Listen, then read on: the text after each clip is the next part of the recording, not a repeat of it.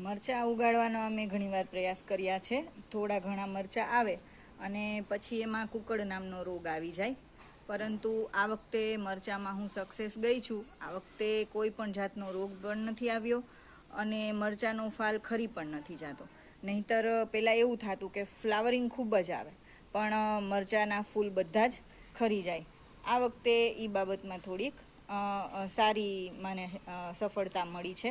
પણ ઘણા લોકોને પૂછવાથી મને એવું જાણવા મળ્યું કે જો ફાલ ખરી જતો હોય તો તમારે પાણી ઘટાડવાનું, ફૂલ આવી જાય પછી પાણી ઘણું ઘટાડી નાખવાનું અને દૂધમાં અડધી ચમચી ગોળ, 1 ગ્લાસ દૂધમાં અડધી ચમચી ગોળ ઉમેરી અને એની પાણીનો સ્પ્રે કરવાનો. એનાથી ફૂલ ખરવાની શક્યતા ઘણી ઘટી જશે. અને એક વસ્તુ એ પણ જાણવા મળી કે આ મરચાંના જો બહુ વધારે ફૂલ ખરી જતા હોય તો આનો શાકમાં તમે ઉપયોગ કરી શકો છો. આમાં પણ ખૂબ તીખાશ